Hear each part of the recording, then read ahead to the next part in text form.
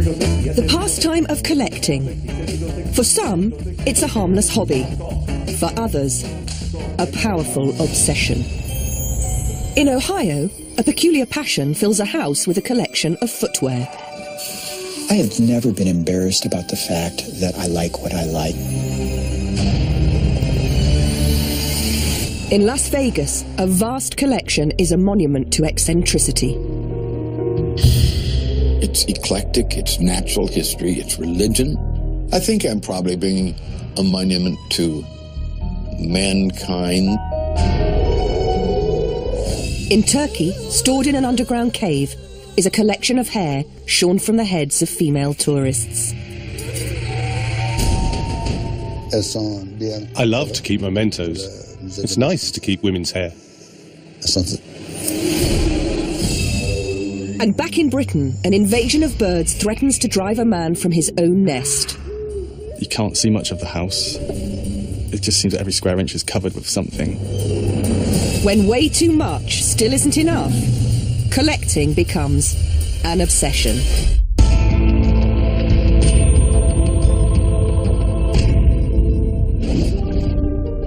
Dance instructor Doug Gaines has a hunger for collecting. I have well over 5 million photographs, 3,000 videos on VHS, 3,500 DVDs. I'd say about 300 pair of shoes that I've got stored away. Doug's collection has a theme. It's all about feet. I think of my relationship to feet and footwear and socks and shoes as simply just a part of me. I am Doug. I have a foot fetish.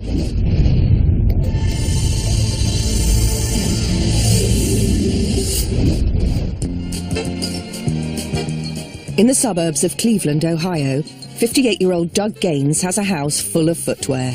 This room is loaded with cases of hockey skates and football cleats and baseball cleats and boots and just everything you could think of. I certainly find the foot and footwear exciting, the shoes and socks or the sports type things that are on the feet. The reason I find myself collecting certain socks or certain shoes or certain items of clothing is because it gives me pleasure that I believe we all deserve. It satiates a sensual appetite. Doug is not the only person on this world who finds feet sexually exciting. He is just one of the few who react to that sense of excitement in a particular way, which is a classic collector's way. Collectors want something that is more than an object, a connection to something that they value, that they find exciting or sacred. Doug also collects photographs of feet. I have well over 5 million photographs that I've taken over the years. And what's exciting is some of these older ones that I've taken, especially the black and whites, hold up today just as good as they did 38 years ago. I love a photograph. I can look at an image and I can paint in my mind an incredible fantasy that would knock your socks off. To me, it's like going to an art museum. It's just a work of art. I don't think it is a contradiction to be a foot fetishist and a collector of the things that you crave. Oh, God, this is good. By cataloging it, by putting it into a drawer, in a way you have become its master. It is also a way of mastering something that otherwise exerts a huge and overwhelming pull on you. Doug's also an avid collector of foot videos. I started this 38 years ago when VHS films were in. I have about 3,000 to 3,500 films here alone. There are times when I'll have my certain favorite one that I'll pick up and I'll look and pop in and say, God, that was exciting, or I like looking at that, or I'd like to see that again. So I'd pop them in from time to time and just enjoy them for my own pleasure. When the VHS started to die out, I had to go to DVD, and I arranged them according to models. And Perry, for example, being one of my favorites to watch, I can go in here anytime and pull out a Perry and say, oh, God, I remember this one. He was wearing penny loafers, and it was a really good scene. I'm going to watch this one, and I'll pull it out and just pop it in and love it. It's great. I have 3,500 DVDs now. And the collection is always growing. Hey, how's it going? Good to see you too. Good, I'm glad you're back. Hey, man, good to see you. Because he hires foot models and makes his own films. Thank you, sir. Okay. There are a number of models that I use regularly. 1 second, guys. In the years I've been doing this, I have hired over 400 people to model for me. And go.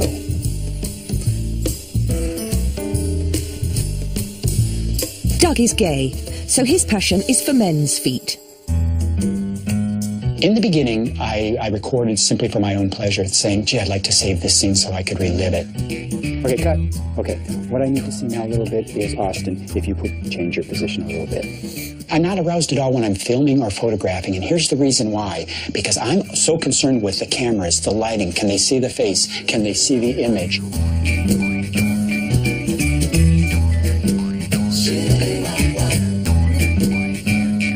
There's absolutely no nudity in any of them, nor will there ever be.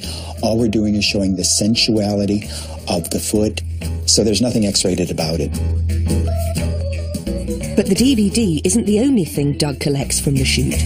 I'm surrounded here by the socks from the various models from the various film sessions and photo sessions that I've done. I've asked the models to wear them a few days before so they have, A, the reality of the scent of the sock, and B, the imprint of the foot on the sock. I would put them quickly in a Ziploc bag to keep that scent. And of course, for me, the scent of the foot is what I really like. To me, that is the scent that is intoxicating to me. It's thrilling, it's exciting. Doug's learned a trick which intensifies the sock's odour. I learned that to get the molecules of the scent active again, if you spritz it with the tiniest little bit of water, stick it in a plastic bag unsealed, and put it in the microwave for 12 seconds, the molecules start to react again and the scent comes alive again.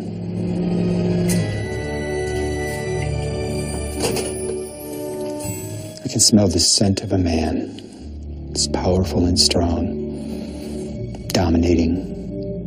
It's an aphrodisiac. It smells like a real man. The scientific definition of a fetish is an object that has sexual power. So for Doug, feet and socks and shoes and boots and everything associated with the foot have sexual power. Doug is a hardcore foot fetishist.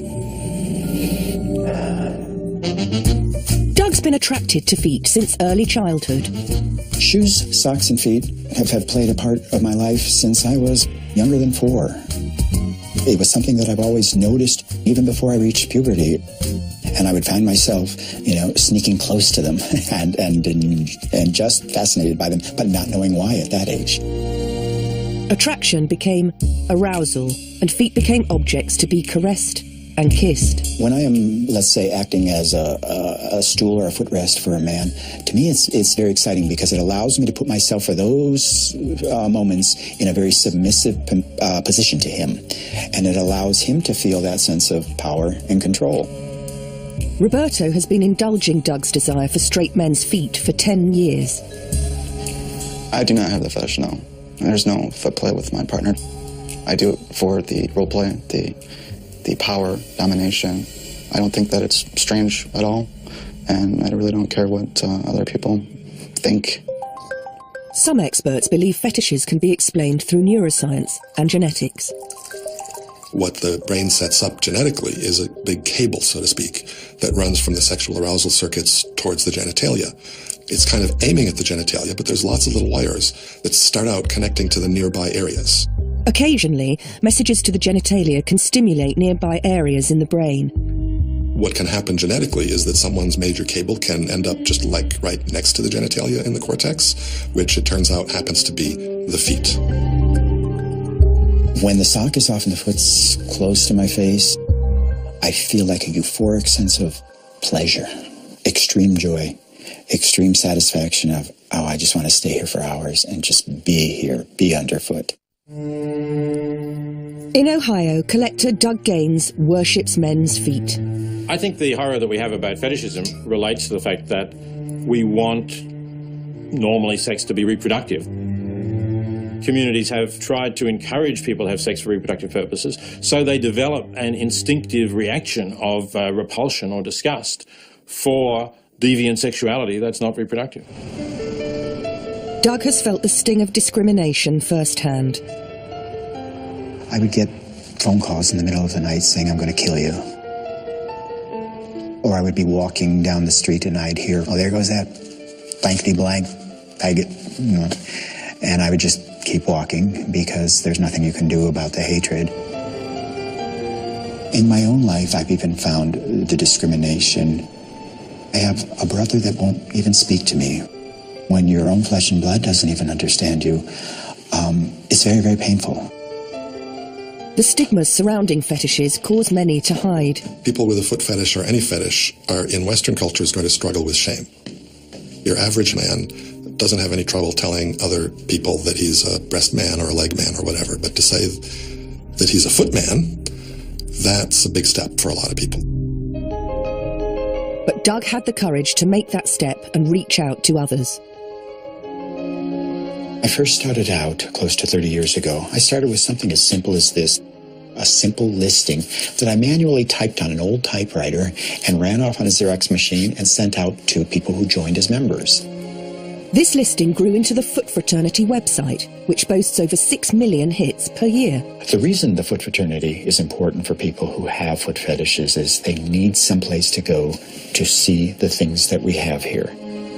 I've received hundreds of thousands of letters. You made me able to enjoy, fantasize, and view real male feet worship. You also stopped me from committing suicide at a young age because I realized I was normal. For most collectors, collecting is a social activity. They not only accumulate their own collection, but they bring their collection to show to other people. They interact with other people when they're acquiring things and so forth. So for the most part, collecting is a very social activity.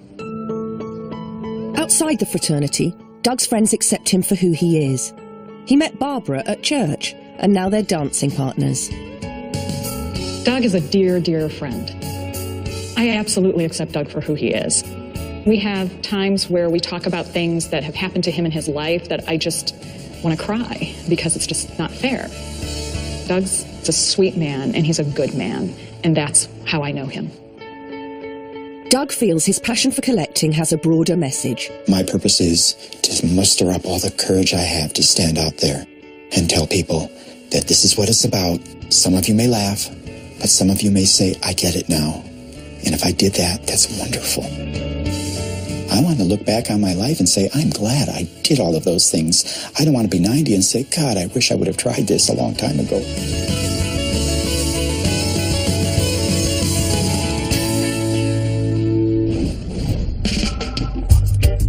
At a second-hand store in Plymouth, 38-year-old Lawrence Cobold knows what he likes. If I see something that's bright and colourful and stands out and really nice, I have to have it in a way. Okay, thanks. Okay, yeah. Bye. Okay, bye. Bye now. Every week he hunts for new items to decorate his house. Lawrence is quite the collector. No one really realises just how much there is. And you always tend to be shocked when they walk in and see just how much there is. Lawrence Cobold's life is overrun with ornamental birds.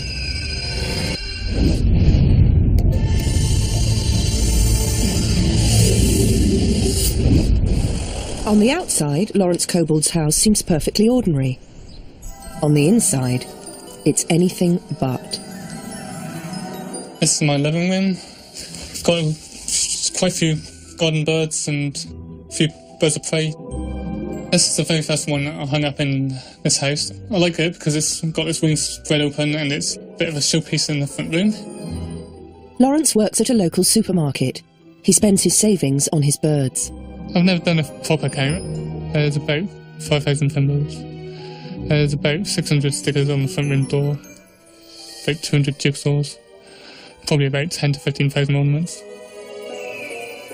I've got loads of bird plates, a lot of the more colourful and brighter ones hanging up on the walls and on the dining room table. I've got about 200, I haven't actually hung up yet. In our culture, birds represent freedom of not being fettered. Lawrence doesn't want to study their feathers or their anatomy. It is already the representation of these birds that interests him. A lot of the passion for collecting has to do with a focus of attention on something that connects the person to the world around them, something that gives them a sense of meaning, it gives them a sense of purpose, and it gives them a sense of being connected to the world. This is one of my favourite pieces. It's a 6-foot-tall parrot lamp. I really like it because it's bright and colourful and a bit of a showpiece for the front room, and it matches the parrot table that I've got. Lawrence's collection covers every square inch of his house, downstairs and up. This is my landing area. On the wall, I've got most of my owl plates, and over here I've got a collection of some of my Egbert ornaments.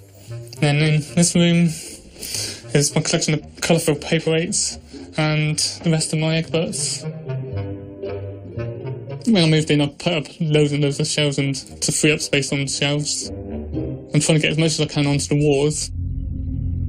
I originally put up all the pictures and then more or less filled all the spaces in between with hat pins, brooches, earrings, necklaces, stickers, stamps, just about anything that would fill the spaces in between the pictures. Lawrence's collection speaks volumes about his personality. It has a whole dimension to it that is metaphorical, that talks about freedom, about how people and nature interact. It's perhaps a way of saying to the world that all these things are very much alive in him. Sometimes obsessive collecting can point to underlying behavioural conditions. Collecting behavior can become like an addiction if the person ends up spending all their time at it. We see this with people with certain kinds of disorders. People who have Asperger's disorder or a form of autism will have such narrowly focused attention on something, and that's sometimes when it becomes over the top. Lawrence has no such diagnosis, but he's close to collecting himself out of house and home. This is my kitchen, and the majority of the items are actually items to do with like kitchens, like spoons and plates and coasters and food trays and other kitchen items. I don't actually ever use the kitchen as such because it's more for display purposes than actually to be used. This is my dining room. I don't actually use it as a dining room. It's mostly all my garden bird ornaments and a lot of the thimbles that I haven't actually got display for on the walls. Excessive collecting can impact someone's life quite seriously if the amount of stuff that's collected begins to crowd out the regular activities the person needs to engage in their home. And that's when it spills over, when collecting habit spills over into a collecting problem. Unable to use his house for cooking, eating or bathing, extreme collector Lawrence Kobold relies on his parents who live nearby. He even stores his clothes with them. Here, Mum. Yeah, dinner's ready in 5 minutes. Just about to make your drink. I may as well go and get yourself changed first. It can be a little awkward because I have to cook for Lawrence usually like dinner times. And then of an evening I cook again for ourselves because we like to eat more like 5, 6 o'clock in the evening. But if he didn't come down for his dinner, we would never get to see Lawrence other than a weekend in any case. Lawrence has a brother, Richard. They share the same parents, but have very different tastes. I'd rather have a very minimalistic environment. Clutter really stresses me out, so I like to be able to walk around and not have to watch my elbows. But Lawrence's love of birds isn't as random as it may seem. When he was growing up, Lawrence's dad also collected birds. Live ones. I used to be birdman at Clinton, live birds. I used to do anything with birds. I used to just keep bird aviary, about 20 foot long by about 15 foot wide. I used to keep anything up to 200 buds. He's since sold them all. Today, a visit to a neighbour's aviary is a trip down memory lane. Remember I had those in? Queenfinch? Yes. I had them. I had those as well, order. I think one of the main things that has influenced me is possibly my dad kept birds and was always around birds. Lady.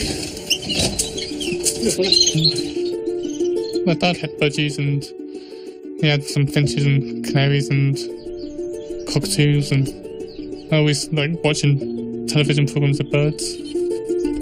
Just like seeing birds with their wings open and listening to them and bright colours and things, really. What started as a childhood hobby has now spun out of control. It is becoming a bit of an obsession now. I do feel I've got to have as many of this as I can, or as many of that. It would be nice to have like a record-breaking collection of some sort, like most bird ornaments in the southwest of England, or some sort of record. I just like having as much as I can to look at and think, and try and fill every single space, really. Sometimes simply behaviours we have take over because they are phenomenally important for us, because they are ways of dealing with something that perhaps otherwise we could not confront at all. And I think that seems to be the case in a case like this one. The collection hasn't just taken over Lawrence's house, it's taken over his life. Quite often before I go to work, I usually spend about a couple of hours just moving things around, dusting and hoovering. And I used to do coastal walks and visit places, but nowadays, because my time's completely more or less taken up rearranging things and displaying things. Mornings, evenings, weekends, his every waking hour is spent on his ornaments. For compulsive collectors like Lawrence, objects can take the place of people and relationships. They have a different quality in their relationship to these objects. It has a lot to do with being in love, with having friends, with having a personal circle that is important to you. And they're simply people who like to live that through objects rather than through people. I do feel I'm with people when I've got items in the house. This house is empty, and then I feel like there's part of my life missing, really. Lawrence doesn't currently have that special someone, but he's still surrounded by the things he loves. I don't think Lawrence will ever stop collecting birds. It might morph into something as well as birds. We might have to get a bigger house. I don't think he'll ever stop now. It'd be nice if he did, because he's got enough. You know, the house is full. And he can't have a 4-bedroom or 5-bedroom house. You know, he's got to keep it into that one house now. I'm trying. I keep telling myself I've got to stop, but I probably always will. I'm very proud of my collection. I would like as many people as possible to like look at it. The more people who see it, the better, as far as I'm concerned, really. To some, Las Vegas is garish. To others, it's glamorous. Away from the Strip is a unique 1/4 acre lot that's got the neighbours talking. It's awesome. That's an eyesore. At first glance, it looks like an abandoned theme park, or a bizarre rubbish dump of the city's lost past. Most people don't even know about it, unless it hits the news or something. In actual fact, this is someone's home. Welcome to Lonnieland.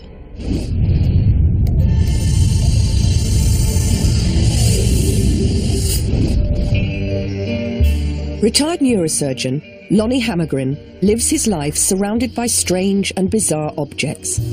Thousands upon thousands of them. They fill every inch of his 12,000 square foot property. It's a sprawling labyrinth of weird. This is Liberace's staircase from his television program. This uniform belonged to Alexei Leonov. He's the first human ever to go out in space in a spacesuit. This is Bugsy Siegel's toilet. I got it from the Flamingo before they knocked it down. Like a human magpie, Lonnie Hammergren collects anything that catches his eye. I can't remember anything I've ever bought for its seriousness. I bought it because it's an expression of life. I don't know all the hidden motives inside what turns me on about a particular object. I collect because it's there. It is interesting that collectors often actually are not very aware of the motivations that appear to drive them. Often they say, well, of course I collect these things because they're beautiful or because they're interesting. That may well be so, but most people don't devote their lives to such objects. It seems random, but there is order in the chaos. The collection is grouped by themes like natural history, music, or movies. This is my underground garage, which contains movie stars with the cars. All of these are in various movies.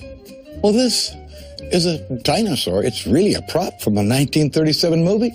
I don't know its name, but I call him my dinosaur. And this is the basket from the original movie, Around the World in 80 Days with David Niven. Lonnieland had humble beginnings. It began with the purchase of a 4-bedroom house in 1972. The neighbourhood would never be the same again. So I bought the house, and then I started making some improvements. The courtyard turned into my music room. The garage roof turned into my pyramid that contains the planetarium. And then ended up with a rotating observatory. As his collection grew, Lonnie added 2 more floors. When he couldn't build any higher, he bought his neighbours' houses. Today, the collection fills 2 entire houses and 3 backyards. Highlights include a miniature replica of the Hoover Dam, a roller coaster, complete with headless riders, and the Cathedral of Knowledge. I just expanded horizontally. And now we have a very nice house for Sandy in the corner house. And so we both can have our houses, and we have a meeting ground or a house for a referee in between. Sandy is Lonnie's wife of 25 years. They've struck a deal. She gets one of the 3 houses entirely to herself. Well, right now we're at the corner house, my sanctuary. He keeps trying to bring things over, but I have to put a stop to it. Sandy does not have the diversity of interests that I do. She is much more family-oriented. I find it more frustrating now than years ago. Years ago, it was sensible things, and we had places to put it.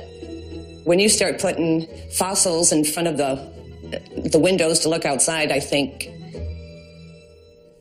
you got to stop. Lonnie's taste for the exotic began in childhood. I read a book once when I was about 11, 12 years old. And I vividly remembered all the things about the book. Richard Halliburton's Book of Marvels. And it occurred suddenly to me when I started collecting, I just duplicated everything this adventure did that went around the world. Lonnie's always had the wanderlust of an explorer.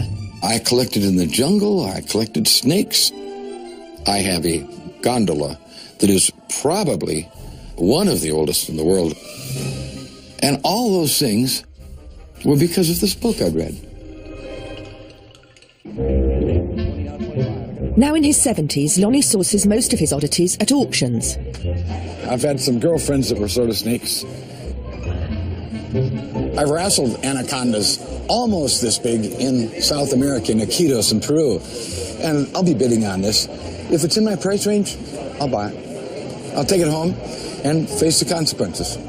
We have lot number 377 here, this anaconda, and we're going to be starting bidding off. And I'm looking for a bid now, and I got $100 where? $100 there, $100 bid over there, and now 2. And $100 bid in now 2, 200 here, now 3. I got 2. Acquiring the things is the most enjoyable part of it. That's the only thing that gets you excited in your belly. You want so much money for it, and I'm willing to pay that much money for it, and then till, bam, the hammer comes down, then you know you got something. Last call. Are you sure? So, $700 your way.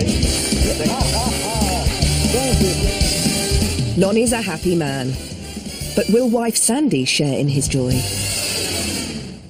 Hey, Sandy. Hello. Look what I got at the auction. Oh, my God, what? Anaconda. Don't you have one of these already? Oh, no, not a soft one. I got other ones, but this is really nice. And what are you going to do with this one? Well, I'm going to... How long is it? Well, it's big. I think Lonnie is a hoarder. I think that more is best for him. And it doesn't matter if he has any use for it. It's just that it was somebody else's, now it's his. Where the heck are you going to put this now? Well, I'll put it upstairs somewhere. Oh, my God. Stop. This is enough. The point at which collecting crosses the line into a problem is when the collection begins to interfere with the person's ability to live. And that interference might be because it takes up too much room. It might be because it takes too much money. It might be because it creates strain in the family relationship. And it's only then that the collecting begins to become a problem. Most collectors keep their collection in their home. Lonnie's collection has become his home. The money that I've spent on this, On the order of millions. Many millions. It's all egocentric. It's my life. I think I'm probably bringing a monument to mankind. In Vegas, Lonnie Hammergren feels his collection is almost complete, but he's not finished quite yet. The final article will be his own corpse. He's already built an Egyptian tomb in his basement. So I dug this tomb because of my interest in Egyptology and decorated this whole tomb with people of my family. Lonnie's coffin will be an iron lung, an artificial respirator from last century. After I die, I hope Sandy and my kids will take me down into here, and I'd like to be pickled in alcohol, and preferably a vodka, and preferably a Swedish vodka. Lonnie is creating a collection that really can't be replicated by anybody. I mean, this is such a grand, over-the-top collection. And he's really saying, look, I did something on this planet. I mattered. And it's a way of building a kind of immortality. Things rise, civilizations fall. They find bodies 10,000 years ago. In 10,000 years, they may find my body. Wonder what he did. He had a good time, that's what he did. I've told my family that's what I want. Nobody has said they wouldn't do it. I guess nobody said they would do it either. So we'll just have to find out. But it'll be on their conscience if they don't. Because this is my wish.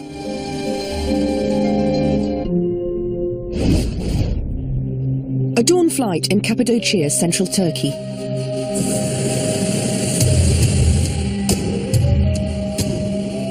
Tourists take to the sky to view the dramatic landscape, the limestone mountains and caves. For centuries, local artisans have lived and worked in these caves, specialising in the pottery which has made the area famous. And in one cave, behind an innocent-looking pottery shop, are thousands upon thousands of eerie mementos cut from the heads of tourists lured inside.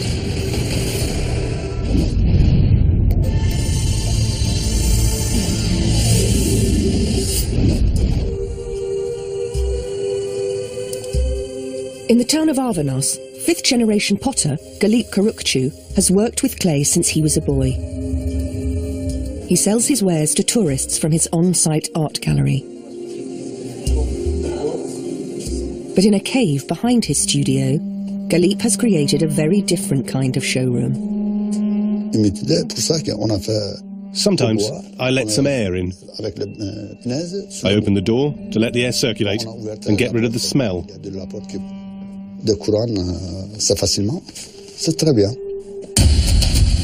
Every inch of the cavern is covered in human hair, snipped from the heads of thousands of women. I love to keep mementos. It's nice to keep women's hair. There are some natural redheads, which are really beautiful.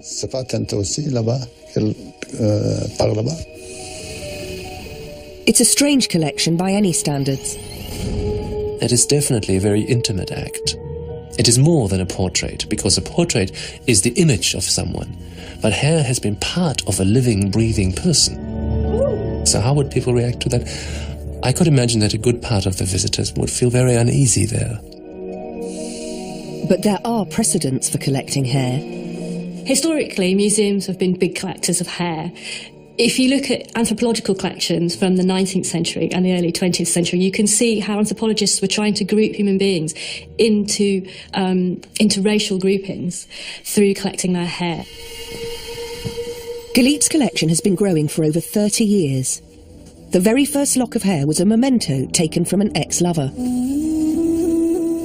She was a French traveller forced to leave the country. And Galip. He wanted something to remember her by. Before she left, I asked for a piece of her hair. She wrote her name, address and phone number on a card, and then I stuck it up on the roof with the hair. After she left, a second lady came in and asked, "What's the hair? What's that doing? Can I leave mine too?" And then a third woman came in and asked the same question. Then a fourth, a fifth, until it gradually became the Museum of Women's Hair. It's a selective collection, Galip only collects female hair. Absolutely no men's hair allowed. Some men do have beautiful long hair, but it's not for me. Only women. In many cultures, women's hair is highly valued as a symbol of femininity and a symbol of beauty and a symbol of sexuality. And particularly loose hair is seen as a symbol of being sexually available. Cutting someone's hair is not an innocent act. Cutting someone's hair is an act that is charged with a lot of connotations and energies, and so somebody collecting strange women's hair, this is a sort of Casanova at one remove. Galip says that all the locks of hair are given voluntarily. The women come in here and offer their hair. There's no obligation. After the hair is cut, their personal details are attached. Some leave photos. For me, every woman that leaves their hair is very pretty, and they're all different. Every woman brings a different energy.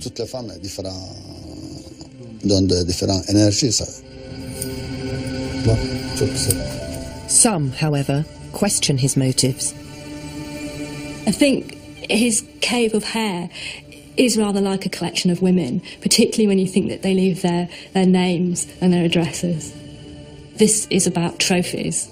These are pieces of hair from all the women that he's beguiled, almost like little conquests. It is a way of almost a deferred sort of sexual act. You may not have slept with all these women, but still you associate something that is very physical, the hair that has grown out of that person's body, that is very strongly sensual. Galip's wife has endured her husband's obsession with hair. One time it was becoming a little bit dusty and he started to vacuum the hair. And also later the pins started to become a little bit rusty. So one winter when there were no tourists, he took all the hairs off. They had to put pieces of wood and then all the hairs were put on the wood. But then it doesn't become very dirty like that. No, it's not my thing really. In 1998, the Guinness Book of World Records recognised Galip's work. He was judged to have collected 16,000 swatches of hair. I had no idea the number of locks of hair I had at that moment, because I've never kept a record. I've never counted. And when I found out it was 16,000, I was really happy. Since then, many more thousands of women have left a piece of themselves behind in Galip's lair. Over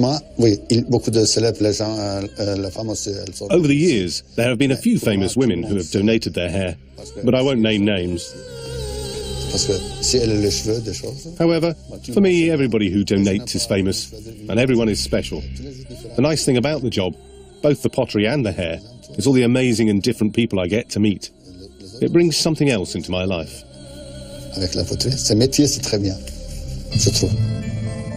By any measure, it's an extreme collection.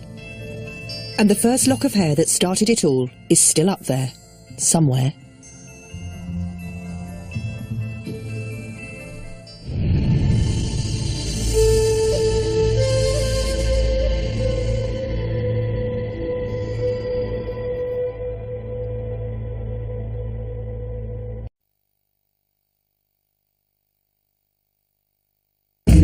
The pastime of collecting.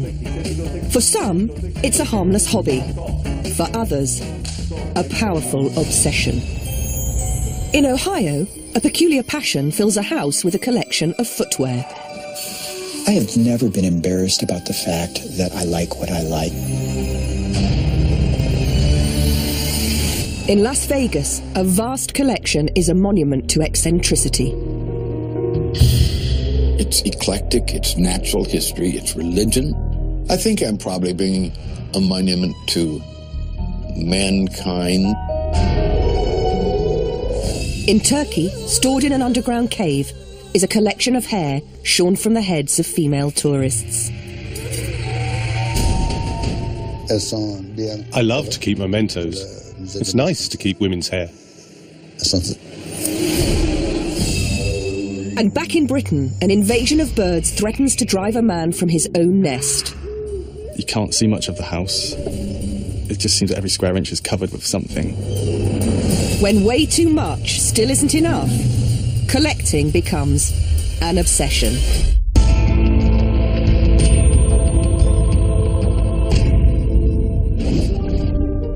Dance instructor Doug Gaines has a hunger for collecting.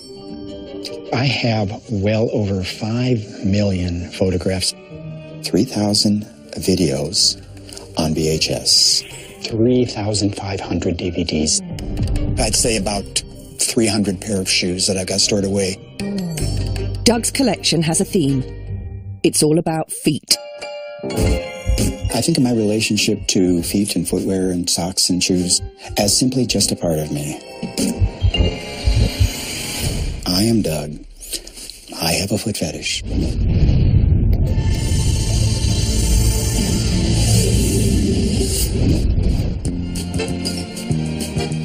In the suburbs of Cleveland, Ohio, 58-year-old Doug Gaines has a house full of footwear. This room is loaded with cases of hockey skates and football cleats and baseball cleats and boots and just everything you could think of. I certainly find the foot and footwear exciting, the shoes and socks or the sports type things that are on the feet.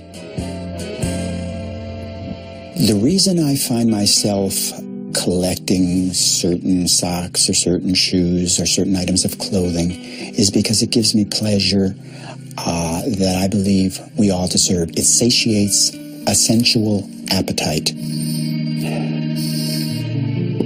Doug is not the only person on this world who finds feet sexually exciting. He is just one of the few who react to that sense of excitement in a particular way, which is a classic collector's way. Collectors want something that is more than an object, a connection to something that they value, that they find exciting or sacred. Doug also collects photographs of feet. I have well over 5 million photographs that I've taken over the years. And what's exciting is some of these older ones that I've taken, especially the black and whites, hold up today just as good as they did 38 years ago. I love a photograph. I can look at an image and I can paint in my mind an incredible fantasy that would knock your socks off. To me, it's like going to an art museum. It's just a work of art. I don't think it is a contradiction to be a foot fetishist and a collector of the things that you crave. Oh, God, this is good. By cataloguing it, by putting it into a drawer, in a way you have become its master. It is also a way of mastering something that otherwise exerts a huge and overwhelming pull on you. Doug's also an avid collector of foot videos. I started this 38 years ago when VHS films were in.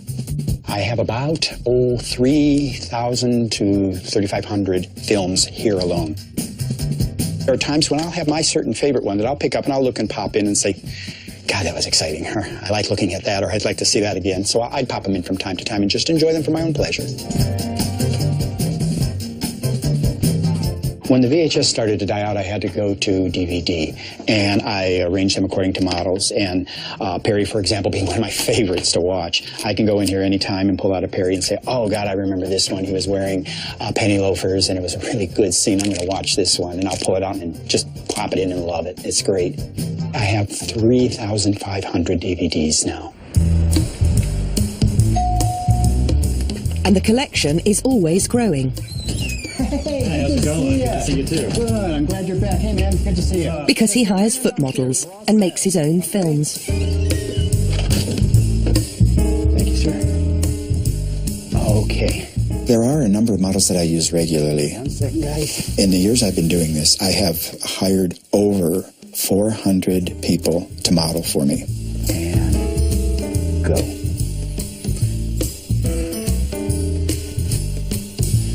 Doug is gay, so his passion is for men's feet.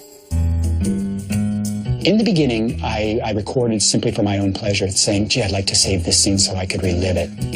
Okay, cut. Okay, what I need to see now a little bit is, Austin, if you could change your position a little bit. I'm not aroused at all when I'm filming or photographing, and here's the reason why. Because I'm so concerned with the cameras, the lighting. Can they see the face? Can they see the image?